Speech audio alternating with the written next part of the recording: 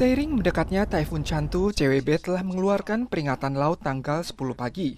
Karena laju pergerakan taifun kian cepat, peringatan darat rencananya akan dikeluarkan sore ini.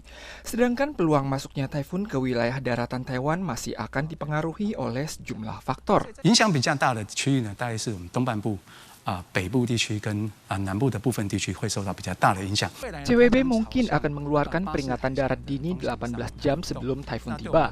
Jarak terdekat dengan Taiwan diprediksi berada pada hari Sabtu dan Minggu tanggal 12. Wilayah yang terkena dampak utama meliputi kawasan utara, timur, dan sebagian wilayah selatan. Pakar meteorologi menyampaikan jumlah taifun kuat yang menghantam Taiwan beberapa tahun terakhir ini sangat sedikit. Taifun terakhir berskala kuat adalah Taifun Nepartak pada tahun 2016 menimbulkan kerugian 960 juta dolar Taiwan pada produk pertanian. 我们很久没有经历过一个强烈台风侵袭台湾，当然它接近台湾的时候有可能会稍微减弱一点点，大概是中台的上限将接近强台的下限这样的一个幅度。 Saat taifun mendekati zona lepas pantai wilayah timur, sirkulasinya akan dipengaruhi oleh faktor topografi terutama oleh pegunungan sentral dan akan saling berinteraksi satu sama lainnya. Taifun diprediksi akan masuk dari wilayah Hualien atau kawasan sekitar Yilan yang agak berada di utara. Pada dasarnya, seluruh Taiwan berpeluang diselimuti lingkaran badai dengan curah hujan kentara. Kawasan timur akan mendapat imbas secara langsung, terutama pada hari Sabtu dan Minggu. Wilayah timur dan utara Taiwan juga berpeluang diliburkan pada hari Minggu. Tanggal 10 September, Taiwan melaporkan 2 kasus positif lokal, 5 kasus dari luar negeri, dan 1 kasus meninggal. Sekolah siswa SMP distrik Songsan yang positif terdiagnosis dihentikan selama 1 hari pada tanggal 10. Kelas murid yang positif terdiagnosis dihentikan 14 hari. Pihak sekolah menyampaikan murid yang terdiagnosis selalu datang ke sekolah sejak kelas dimulai, tidak mengalami gejala selama periode tersebut hingga tanggal 9 saat ia merasa tidak enak badan dan pemeriksaannya menunjukkan hasil positif.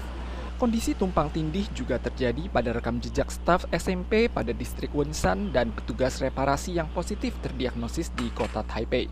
Mekanisme preventif karantina rumah segera diberlakukan. Jumlah kasus penularan klaster TK di kota New Taipei telah mencapai 27 orang. Pemkot New Taipei segera memperluas cakupan daftar pemeriksaan. Selain kasus positif perorangan, seluruh pihak yang terjaring dalam daftar kasus penularan TK dan lingkungan kerja komunitas mencapai total 1.454 orang. Tanggal 10 pagi, Wali Kota New Taipei mengumumkan bahwa hasil tes semuanya adalah negatif. Seorang pria Vietnam didenda 200.000 dolar Taiwan karena keluar secara awal sebelum masa karantinanya berakhir. Saat didatangi petugas BPH, ia mengaku tak fasih berbahasa Mandarin dan tidak ada penerjemah yang membantu saat ia tiba. Walau demikian, denda tersebut tetap wajib dilunasi. Namun atas pertimbangan kondisi finansialnya, ia diizinkan membayar lewat cicilan. 软性民众当初来台，因为语言隔阂，误以为检疫期间届满。 已经可以自由出入，那其实是误解了我们台湾的入境的这个相关规定，实在不是故意违反。 Saat warga asing tiba dan masa karantina, ada petugas kepolisian yang membantu memberikan penjelasan. Bagi yang tidak jelas, semuanya boleh ditanyakan. Hingga tanggal 9 September, kasus penunggakan denda karantina yang diproses BPH telah mencapai 688 kasus. Jumlah yang terselesaikan mencapai 472 kasus.